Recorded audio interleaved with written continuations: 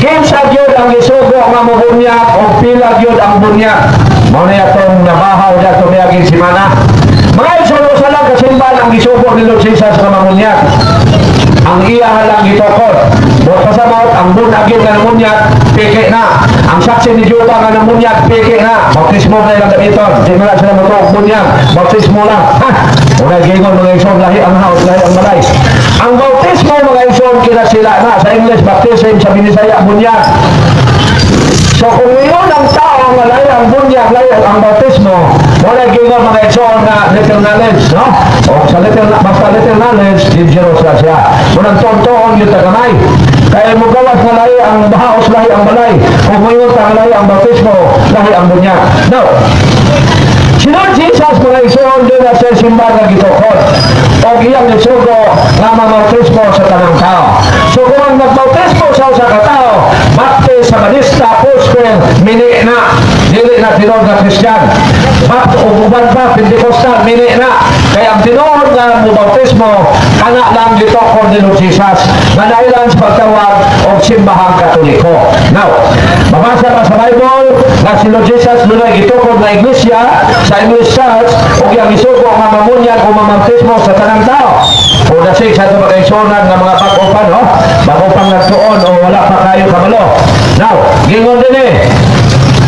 Si Lord Jesus magkaisonan doon na siya gitukod na katawan. Sa kinat sila iglesia sa English Church. Matthew 16:18. Gingon din eh. Busa sultihan ko ikaw si Pedro, o ibabang niling bato, tukuron ko ang akong iglesia, o bisan ganyan kamatayon, dili kayo makamuntog nini. O kining iglesia nga gitukod ni Lord Jesus mga ison, iyang gitahasan sa pagtudlo sa maturan aron maluwas ang tanang tao. O iyang isugo nga mamunya. Atong saan ang San Mateo 28:19. Gingon din eh. So naay mandit ha?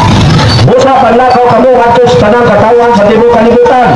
O ginawa sila nga akong mga tinunan, o bunyagi sila sa ngalan samahan, sa anak o sa Espiritu Santo. So doon ay sugo ang Ginoo sa iyang gitukod na mamautismo sa tibuok kalibutan. Asal nagsukal ang simbahan ng gitukod ni Lord Jesus sa Jerusalem. So ang pagpamautismo gikan sa Jerusalem padulong sa tibuok kalibutan. Dili kay gikan sa Santo Tomas padulong sa Jerusalem. Dili kay gikan sa Manila padulong sa Jerusalem. Para sa nang UCCP.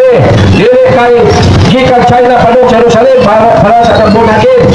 So ang tinuod gikan sa Jerusalem diya miabot sa tibuok kalibutan apil ang Pilipinas.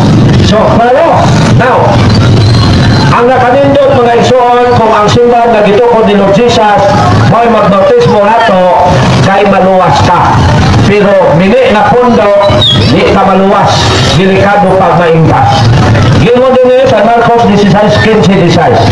Mingon sa kanila, panglakaw kamo sa tibuok kalibutan o gisangyaw kini maayong balita ngadto sa tanong mga tao. Ang mutuo o magpabautismo maluwas, apan ang dili mutuo sinuka. So ang mutuo magpabautismo sa simbahan ng gitukod ni Lord Jesus maluwas, apan ang dili mutuo sinutan. Buot ay pasagot, kinahanglan yun na ang bautismo nato mao ang gitukod ni Lord Jesus. So kung ang nagbautismo sa tao, mao lang saksi ni Juba, peke siya na Christian. Kung ang nagbautismo sa tao, bunagin, peke siya na Christian. Kung ang nagbautismo sa tao, Pentecostal, peke siya na Christian.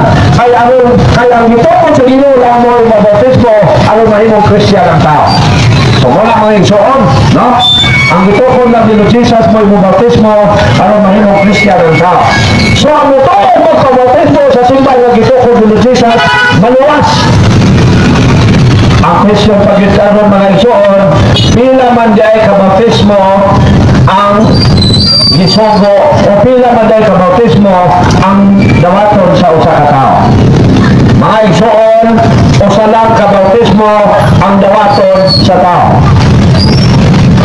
O siyempre, bautismo lang sa gitukod sa Ginoo. Napagina sa Bible, usa lang ang bautismo, ato pasama mga igsoon ang Efeso 4:5. Gingon din eh. Usa lang yun kabautismo mga igsoon. So, ang gitukod lang yun ni Lord Jesus, mao imong bautismo. Gingon din eh. San Efeso 4:5. May usa lamang ka Ginoo, usa ka pagtuo, o usa ka bautismo. So usa lang yun ang bautismo. Kung ang muhatag nilin maong bautismo, ang simbahan lang yun ng gitoko ni Lord Jesus nga mao ang simbahan Katoliko. So dili makahatag og bautismo ang ubang sikta kay mini sila na pundo. Kung naay mo supak kay nasakitan, doon mo dili pamutan na mo. No? So sa lang gitoko sa Ginoo nga simbahan. Usa lang po sa simbahan ang isugo nga mabautismo. O tuon niya na usa lang ka bautismo ang dawaton sa tao. Wala na ilain mga igsoon. Mga kanang Katoliko nga dibiya sa simba Katoliko, kung nabautismohan siya sa lain sikta, wala na naikwenta. Kaya dili sila ang isugo sa Ginoo nga mabautismo sa mga tao. Ang isugo sa Ginoo, maulang ang iyang ginoko. Now, ang question na po.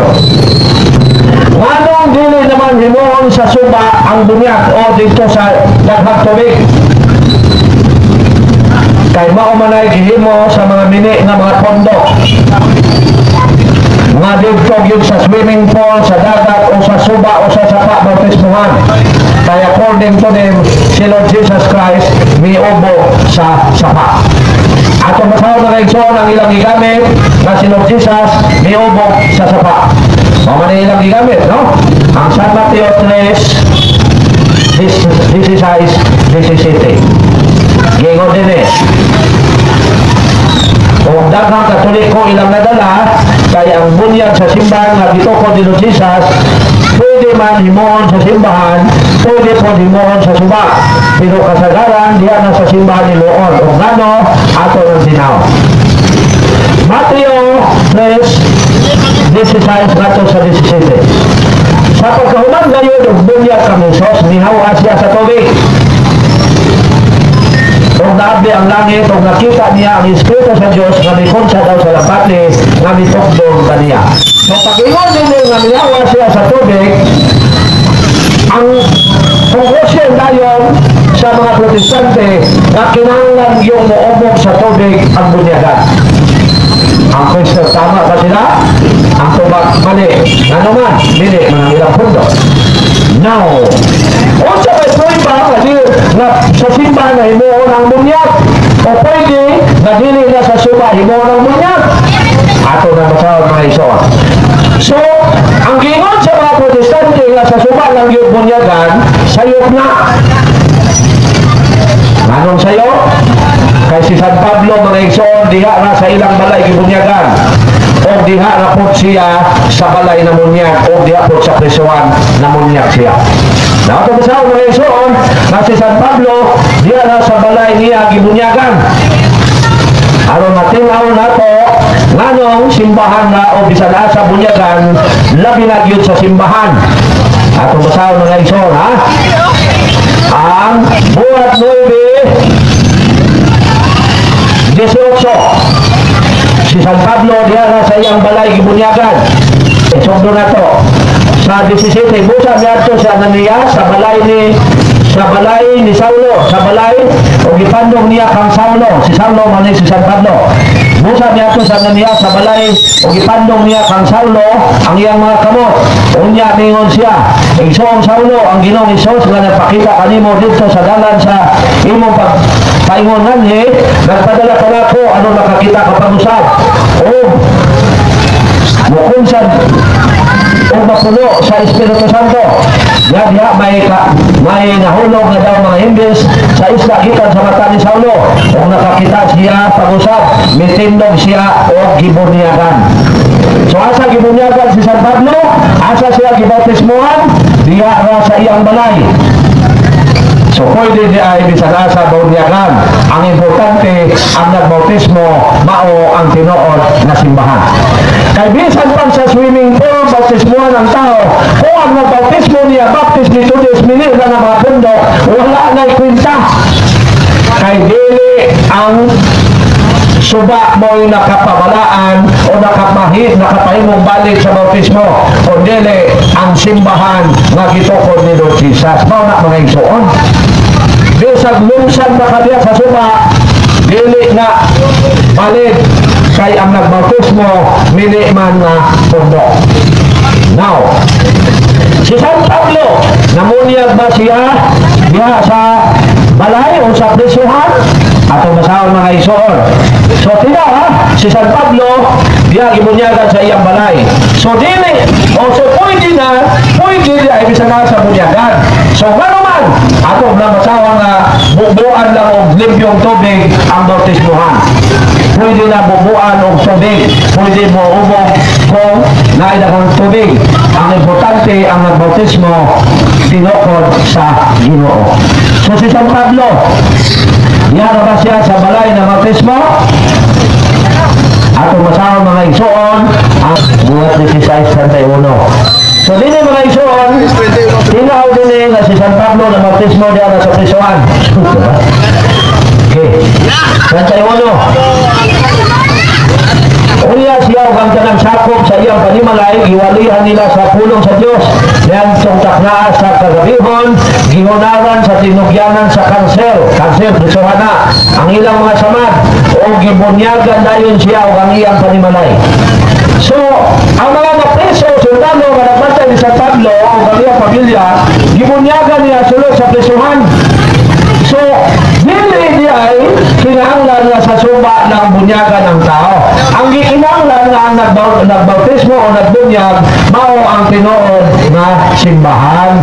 Mana mo na mga inson. Now, mabasa mag sa Bible nga bubuhan lang og limpyong tubig aron ang tao, aron malimpyo siya, at basahan mga inson ang Ezekiel 36:5. Gingon din eh. Ezekiel 36:5, kipayag na daan ang pagbubog tubig aron malimpyo ang tao. Gingon din eh, bubuan ko kamo limpyong tubig o malimpyo kamo sa tanan ninyong mga kaugawan, lakip ang inyong pagkamakit Diyos. So wala mga igsoon na bunyagan ng tao aron siya mahugasan sa sala. Ato na masahon buhat 22:16. Unya ang importante nga ang mubunyag mao ang tinuod na simbahan, dili ng mga mili na pundok sama sa Bunagin Baptist dito sa Badista Pentecostal tanang sikta. Gingon dinhi buhat 22:16. Busa gibunyagan kamo, busa pabunyag na aron mahugasan ka sa imong mga sala pinagi sa pagsampit sa iyang ngalan. So bunyagan ang tao aron mahugasan sa sala. O ang mubunyag mo baptismo mao ang tinuod nga simbahan nga gitukod ni Lord Jesus. Unya sa simbahan na himuon, dili na madtong suba. Kaya ang bunyag dili na paghugas sa lawas. Muna bagaya na ito mga ison, ha? 1 Pedro 1:21-22. Ang bunyag dili na paghugas sa bulim sa lawas. Muna dili na kinahanglan nga muabot adto pa ka sa suba. Sino Jesus lang ibunyagan siya sa suba. Kay sa ilang pag-inistoryahay sa mga Hudiyo na may suba sa dool. Aron tuuhan siya nga bunyagan ng tao, nagpabunyag si Lord Jesus. Isunod po nato na, no? No, ha? Naghatag siya panikingnan. So, dito yung mga isuon, ato na isunod ang basa, no? Nga si Lord Jesus, naghatag o panikingnan aron sundon. So, unahon sa nato ni 1 Pedro 1:21-22 nga ang bunyag dili paghugas sa lawas. Aki Pres 20. Gingon din eh, mao kini ang mga espiritu sa mga tao nga misupil sa Dios samtang siya makailumon nga naghulat kaniya sa diha ka si Noe naghimo sa arka. Walo lamang ka tao ang misulod sa arka ug naluwas sa tubig nga nagbulag-buhay sa bunyag nga karon nagluwas kaninyo, dili pinagi sa paghugas sa bulin sa inyong lawas kung dili pinagi sa saad naghimo ngadto sa Dios gikan sa usa ka konsensya, mayong konsensya. Ang bunyag nagluwas kaninyo pinagi sa pagkabanaw ni Jesucristo. So pinagi sa bunyag maluwas sa mga mga igsoon. So dili na himuon sa suba ang bunyag, kay dili na paghugas sa lawas ang bunyag. Walang sa simbahan na himuon ang bunyag. So wala mga igsoon, walang ayaw mapagtuo ng muimo ng mga pastor na sayop ng bunyag sa Katoliko. Sayop sila na hinuoy gusto mamili man ang ilang punto. ang mga pastor na di ka na maminaw ng inyong inyong putok doon, ano mag-usay ka kami ng Biblia. So, may ang bunyag dili pagbuka sa lawas. So, wala na kinanglan na ang daghang tubig. No, dili na kinanglan ang daghang tubig. Ang importante nga na bautismo, tinuod na simbahan. Mao na ang importante mga igsoon.